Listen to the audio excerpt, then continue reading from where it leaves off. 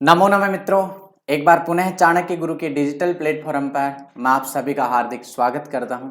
साथियों, विगत कक्षा में हम सभी संख्या ज्ञानम, घटिका ज्ञानम इन सभी के ऊपर चर्चा कर चुके हैं। आज हमारा जो महत्वपूर्ण टॉपिक रहेगा वो है हमारा कारक प्रकरण। कारक प्रकरण, ध्यान से सुन लीजिए कि यदि इस प्रकरण को आप अच्छी तरीके से समझ जाते हो तो जो शिक्षण विधियां संस्कृत में आती हैं उनमें भी आपको ज्यादा दिक्कत नहीं होगी। और भी जो जैसे मान लीजिए आप संस्कृत में कुछ प्रश्नों को पढ़ोगे तो वहां पे किसी शब्द में या किसी पद में तृतीय विभक्ति जुड़ी हुई रहती है, किसी में चतुर्थी जुड़ी हुई रहती है, किसी में पंचमी, किसी में षष्ठी, सप्तमी, इस प्रकार से विभक्तियां। जैसे मान लीजिए ज्ञानम है, ज्ञानेन भी आ सकता है, ज्ञानाय भी आ सकता है। तो ये सब आते हैं तो इनका अर्थ कैसे पहचानोगे या कहां पे हमें कौन सा पद बनाना है, प्रथमा विभक्ति का पद बनाना है या द्वितीय विभक्ति का पद लगाना है, तृतीय विभक्ति का पद लगाना है। यहां से जो प्रश्न आते हैं शुद्ध अशुद्ध के भी प्रश्न पूछे जा सकते हैं। कारक से संबंधित प्रश्न तो आते हैं, शुद्ध अशुद्ध के प्रश्न भी पूछे जा सकते हैं। और बता देता हूं, यदि आपने कारक प्रकरण अच्छी तरीके से पढ़ लिया तो मैं आपको गारंटी के साथ कहता हूं कि जो आप वाच्य परिवर्तन वाला जो टॉपिक है वो भी आपका साथ साथ क्लियर हो जाएगा। इसलिए शुद्ध अशुद्ध यानी कि कारक प्रकरण में हमारे व्याकरण के जो हम प्रश्नों की संख्या समझे तो कम से कम 5 प्रश्न रिलेटिव होते हैं। इसके संबंध में ही हमारे प्रश्न वाच्य परिवर्तन वाले हैं, शुद्ध अशुद्ध के हैं, कारक प्रकरण के हैं, या फिर लिंग संबंधी जो ज्ञान है, पुरुष संबंधी ज्ञान है। ये सभी जो प्रश्न है वो कारक प्रकरण से जुड़े हुए आते हैं। तो आप कारक प्रकरण को बहुत ही मजबूत तरीके से तैयार कीजिए ताकि शिक्षण विधियों में भी आपको कोई कहीं पे कमी नहीं लगे। तो सबसे पहले बात करते हैं, देखिए कारक जो हमारा शब्द है, इस शब्द की व्युत्पत्ति मैं आपको बताना चाहता हूं। कारक शब्द की व्युत्पत्ति सामान्य यदि प्रश्न पूछ ले यहां से तो आपको किस प्रकार से क्या करना है। कारक शब्द की व्युत्पत्ति में देखिए सबसे पहले हम मानते हैं कि क्री धातु है हमारी, क्री धातु प्लस नवुल प्रत्यय। कौन सा प्रत्यय है? नवुल प्रत्यय। इसी प्रकार से मान लीजिए क्री धातु आ जाए और उसमें ही डुक्रिय धातु और दी हुई है तो आपको करना कौन सी है? डुक्रिय धातु को आपको करना है। तो इस प्रकार से डुक्रिय धातु में क्री शेष रहता है और नवुल प्रत्यय हमारा प्रत्यय है। प्रत्यय हमेशा बाद में जोड़े जाते हैं, शब्द या धातुओं के बाद में, और उपसर्ग हमेशा पूर्व में जोड़े जाते हैं। तो यहां पे देखिए इसकी भी इत संज्ञा हो जाती है और डू की भी इत संज्ञा हो जाती है। थोड़ी सी जानकारी देने के लिए मैं आपको बताना चाहता हूं कि हलंत्यम जो सूत्र है उससे तो हमारे यहाँ पे ञ की संज्ञा हो जाती है, ठीक है। और जो डू की संज्ञा हुई है वो हुई है आदिर नी टू डव। आदिर नी टू डव एक सूत्र है, इससे हमारी इसकी संज्ञा हुई है डू की, और इत संज्ञा होने के बाद में तस्य लोप सूत्र से लोप हो जाता है तो शेष हमारा क्री है। क्री धातु के बाद में नवुल प्रत्यय है हमारा। कौन सा प्रत्यय है? नवुल प्रत्यय। इस प्रकार से अब हम चर्चा करते हैं आगे। तो क्री हमारा शेष रह गया है, इसमें भी हम यहां पे जो लय है इसकी संज्ञा कर दी हमने, हलंत्यम सूत्र से कर दी।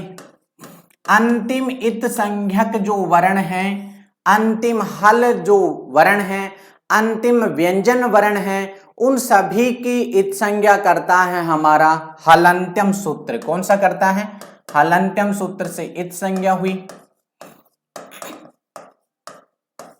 इसी प्रकार से इत संज्ञा होने के बाद में तस्य लोप है, सूत्र से लोप हो जाता है।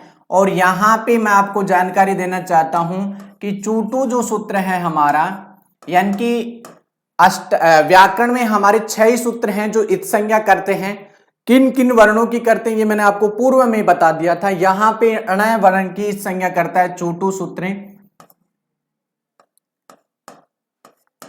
अणे की इत संज्ञा, अणे की क्या कर दी, इत संज्ञा कर देता है। और तस्य लोप से, यहां पे तस्य लोप से लोप हो जाता है, लोप होने के कारण से जो शेष रहा हमारे पास वो क्री प्लस नवुल, नवुल में वो शेष रह गया। क्या शेष रह गया मित्रों, वो शेष रह गया है। ठीक है, क्री इधर शेष, वो इधर शेष। अब यहां पे ऐसी स्थिति में एक सूत्र आता है युवोर नाको, युवोर नाको। बहुत बार मॉडल पेपर जो है मार्केट में आए हुए हैं उनमें भी प्रश्न आ जाता है कि वो के स्थान पे जो अक होता है, वो के स्थान पे जो अक होता है, अक पूरा होगा, ये ध्यान रखना है, कै हलंत नहीं रहेगा। ये सूत्र जो करता है वो के स्थान पर अक आदेश, आदेश हमेशा शत्रुवध होता है। शत्रुवध का मतलब यहां पे वो हट जाएगा और अक आ गया। ऐसी स्थिति में यहां पे जो है वो क्री और अक हो जाता है। अब ऐसी स्थिति में क्या होता है कि यहां पे इसके स्थान पे यानी कि एक अचोनीति सूत्र आता है, अचोनीति सूत्र है, अचोनीति सूत्र है। इस सूत्र द्वारा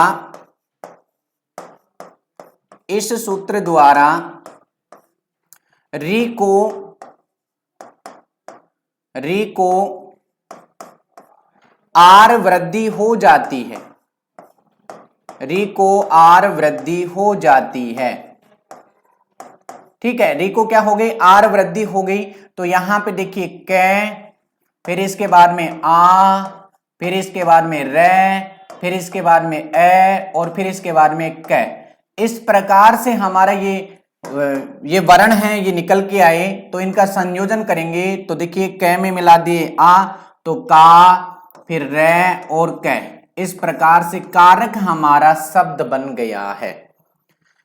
पुनः सुन लीजिए, डुक्रिय धातु पूर्वक णवुल प्रत्यय।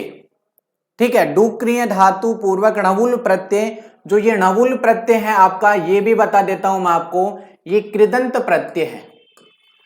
कौन सा प्रत्यय है, कृदंत प्रत्यय है। क्योंकि शायद एक ही सब कुछ आपको एक जगह ही मिल जाए, सामग्री जो भी है, तो शायद आप उस प्रश्न पे ज्यादा बोर नहीं होंगे।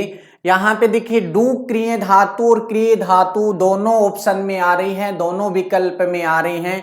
तो यहां पे आपको डुक्रिय धातु प्लस नवुल प्रत्यय वाला ही करना है।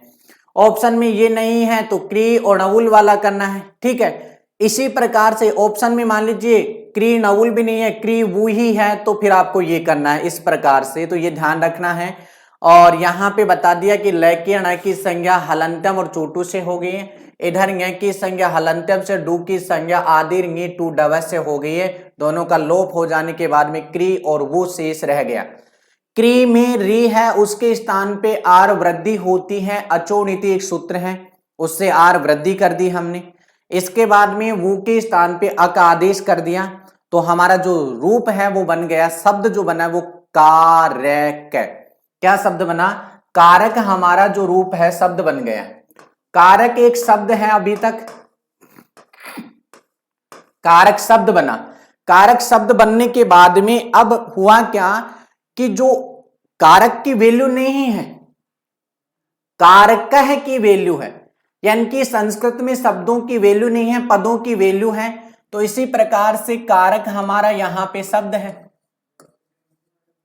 ठीक है, कारक में हम सुविभक्ति लाते हैं, सुविभक्ति, यानी कि सु प्रत्यय बता दीजिए, सुविभक्ति।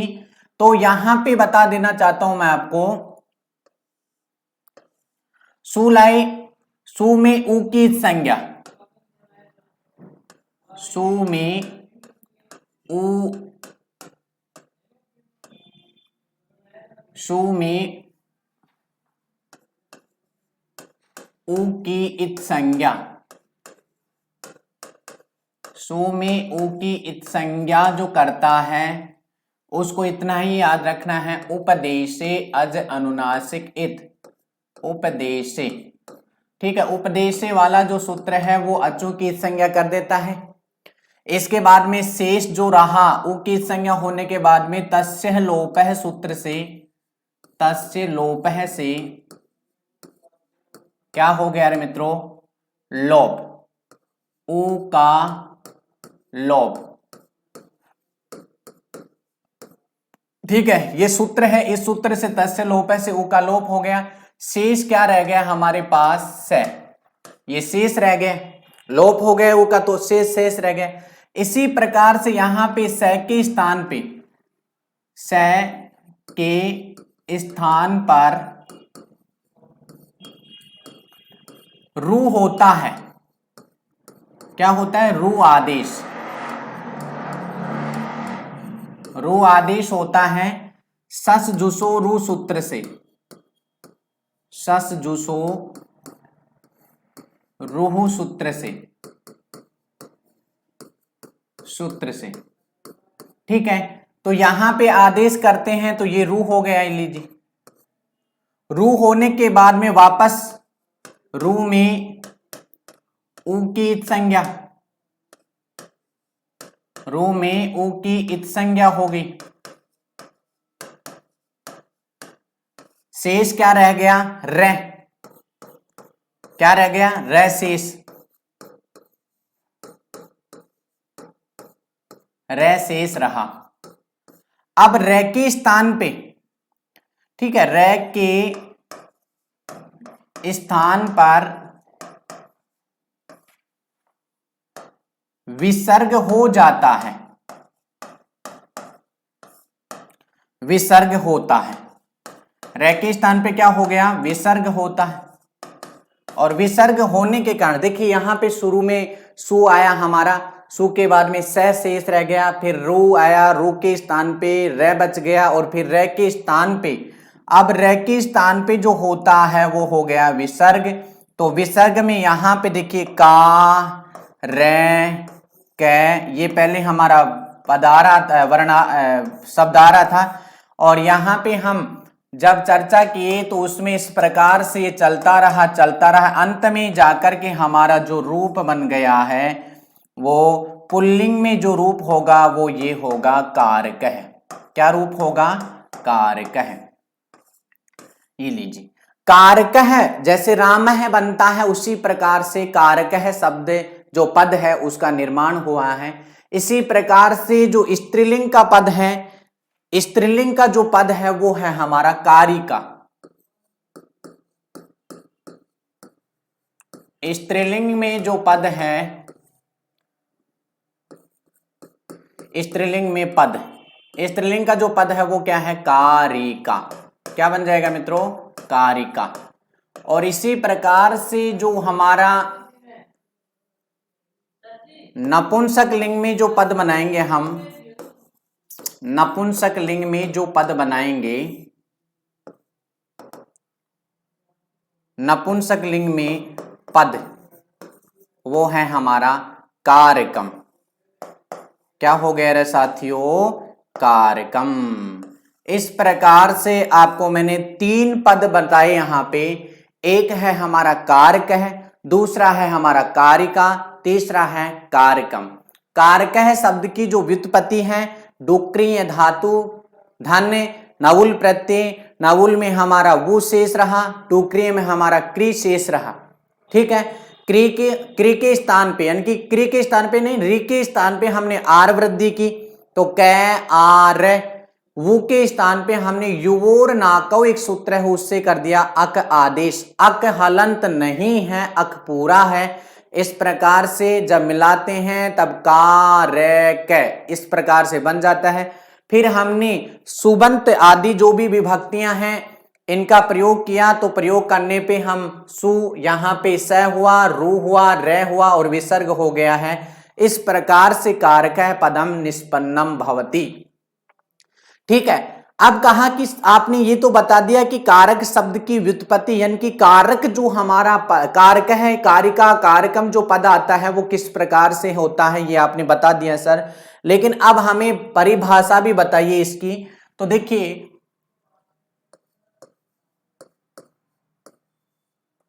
कारक पदस्य या कारक की परिभाषा, कारक की परिभाषा। देखिए बहुत परिभाषाएं मिल जाएंगी, लेकिन जो आपको परीक्षा उपयोगी है वही बता रहा हूं मैं। क्रिया जनकत्वम, क्रिया जनकत्वम कारकम। इसी प्रकार से और देख लीजिए, क्रिया संपादकत्वम, क्रिया संपादकत्वम कारकम। इसी प्रकार से क्रियाम करोति, क्रियाम करोति इति कारकम।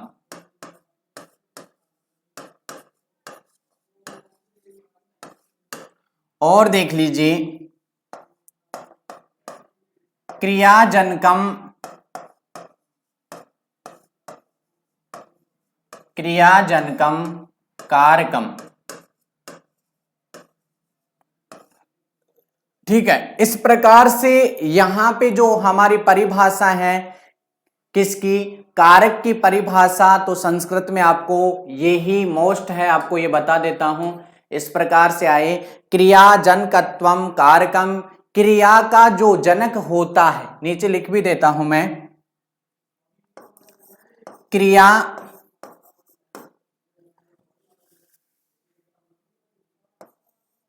क्रिया ऑब्लिक धातु का, धातु का जो जनक होता है, जनक अर्थात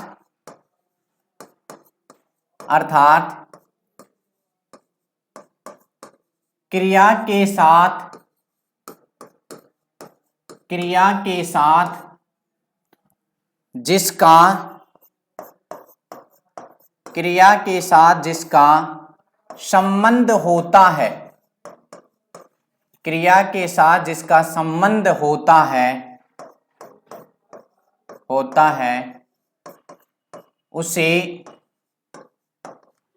उसे कारक कहते हैं, उसे कारक कहते हैं। ज्यादा कुछ नहीं है, आपको बस इतना ध्यान रखना है, क्रिया जनकत्वम कारकम, क्रिया का जो जनक है उसे कारक कहते हैं। क्रिया संपादकत्वम कारकम, क्रिया को जो संपादित करता है। ठीक है, हो सकते हैं कि मेरे द्वारा जो लिखे गए हैं उसमें संपादन करने वाला और हो दूसरा, तो जो संपादक होता है, क्रिया को जो, क्रिया का जो संपादक होता है वह क्या कहलाता है, कारक कहलाता है। क्रियाम करोति इति कारकम, जो क्रिया को करता है, यानी कि कोई भी, जैसे मान लीजिए कार्य हो रहा है, उसमें कोई चल रहा है, ठीक है, कोई खा रहा है, कोई पी रहा है, कोई जा रहा है, कोई नाच रहा है, कोई गाना गा रहा है, तो जो क्रिया को निष्पन्न कर रहा है, संपादित कर रहा है, क्रिया को कर रहा है, वह क्या कहलाएगा, कारक कहलाता है। इसी प्रकार से क्रिया जनकम, क्रिया जनकम कारकम, क्रिया का जो जनक होता है उसे कारक कहते हैं। तो ये हमने नीचे के इसकी हिंदी में परिभाषा भी पढ़ी है कि क्रिया या धातु का जो जनक अर्थात क्रिया के साथ जिसका संबंध होता है, डायरेक्ट जिसका क्रिया के साथ संबंध होता है वह कारक कहलाता है। जैसे में देखिए,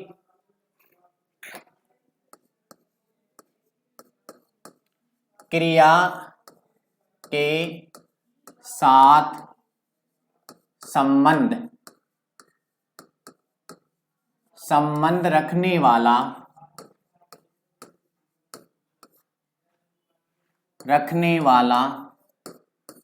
कारक कहलाता है, कारक कहलाता है। ठीक है, जैसे देखिए जैसे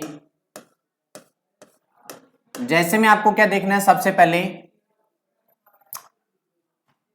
मोहन है, मोहन है पुस्तकम, मोहन है पुस्तकम पठति, मोहन है पुस्तकम पठति। क्या गए मित्रों कि मोहन है पुस्तकम पठति। यहां पे अब देखिए जो क्रिया है वो हमारी पठति है, यानी कि पठ धातु है, और पठति के रूप पठति, पठत, पठन्ति, पठसी, पठत, पठत, पठामि, पठाव, पठाम।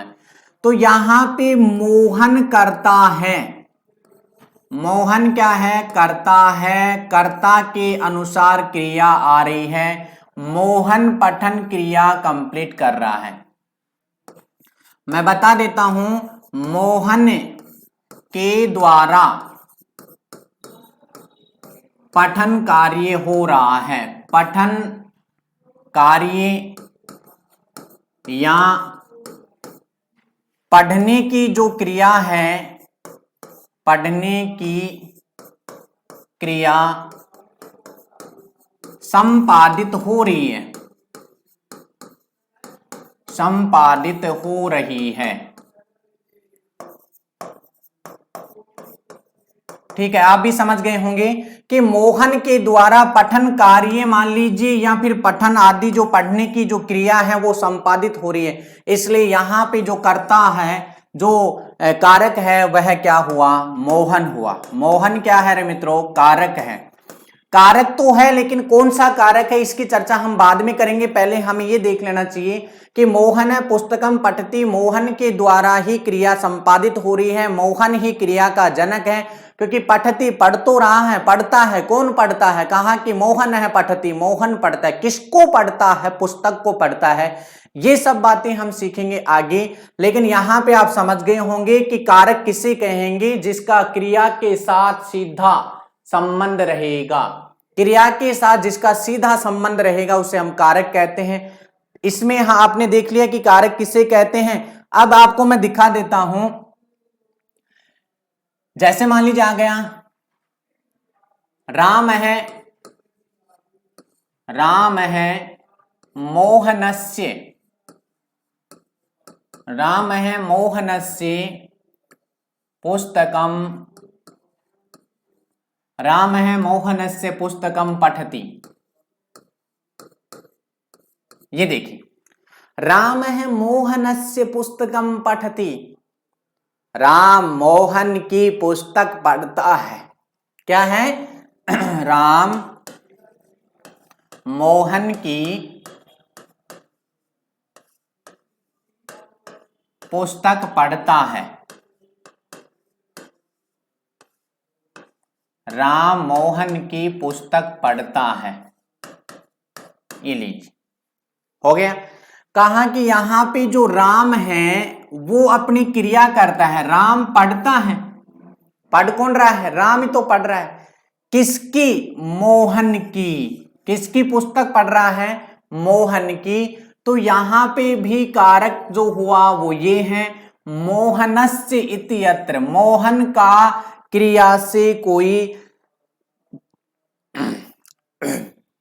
साक्षात संबंध नहीं होने के कारण से मोहनस्य इत्यत्र कारकम नास्ति, कारक नहीं है। मोहनस्य मोहनस्य पद में संबंध है, संबंध है, क्योंकि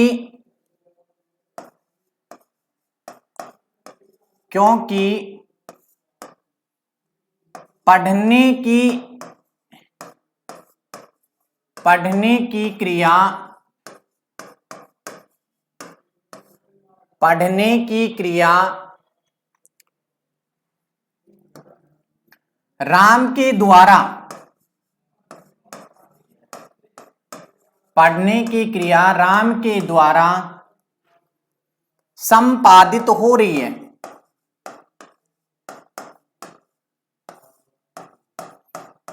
हो रही है।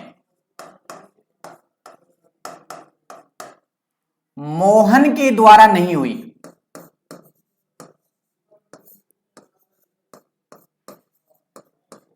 द्वारा नहीं हो रही,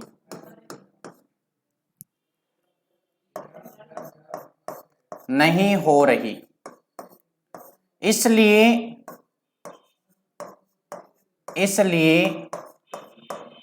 यहां भी, यहां राम कारक है। राम क्या है? कारक है, या फिर राम कर्ता कारक है? राम कर्ता कारक है। ठीक है। अब आप सोच रहे हैं कि ये कर्ता कारक कारक है, इसका मतलब आप ध्यान से समझ लीजिए कि कारक कितने होते हैं। ये प्रश्न आपके मुंह के ऊपर ही बैठा है कि जब आपने कह दिया कि मोहनस्य पुस्तकम पठति, तो यहां पे राम को ही आप कर्ता कारक क्यों कह रहे हो, मोहन क्यों नहीं कही? कहा कि कर्ता का जिससे साक्षात संबंध नहीं होता है, क्रिया का, यानी कि क्रिया का जिसके साथ साक्षात संबंध नहीं होता है उसे हम कारक नहीं कहते। ठीक है। और जिसका साक्षात संबंध होता है उसे कारक कहते हैं। तो इस प्रकार से यहां पे हम कारक शब्द की और कारक की परिभाषा की चर्चा कर चुके हैं। कहा कि नेक्स्ट जो आप बता दीजिए कि कारक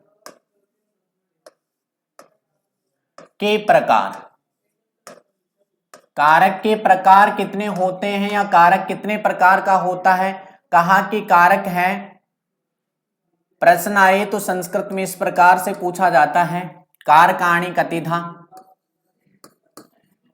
कारकाणि कतिधा। ठीक है। तो आपको उत्तर क्या बताना है? यहां पे देखिए 6 है और नीचे है आपको 7 बताना है। ये हिंदी के अनुसार और ये संस्कृत के अनुसार कारकाणि कतिधा। कहा कि कौन कौन से हैं, तो कौन कौन से में देखिए सबसे पहले आपको तो ये याद रखना है, कर्ता, इसके बाद में कर्म, करण, संप्रदान, अपादान, अधिकरण। क्या है रे मित्रों? अधिकरण।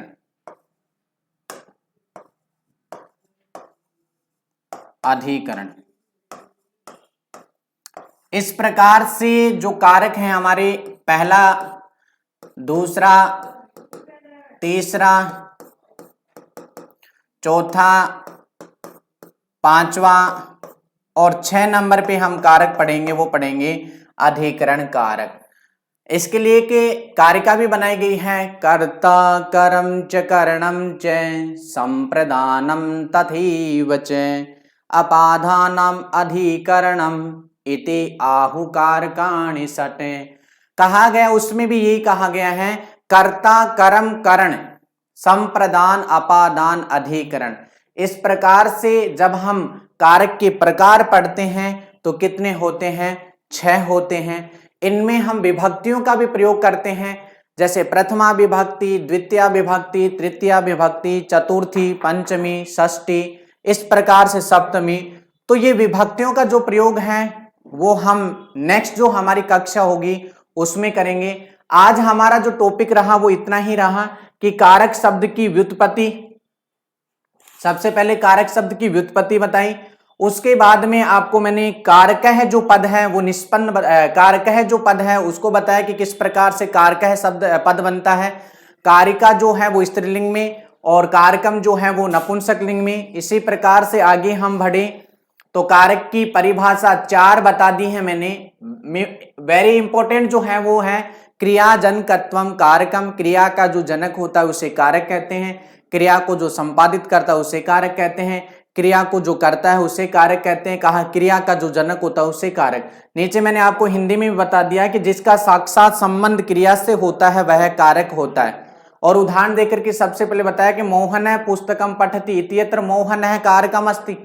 अब कह कारकम अस्ति ये तो सब हम बाद में पढ़ेंगे कि कर्ता कारक है, कर्म कारक है या करण कारक है, संप्रदान है या अपादान या अधिकरण, लेकिन यहाँ पे कारक तो है मोहन है।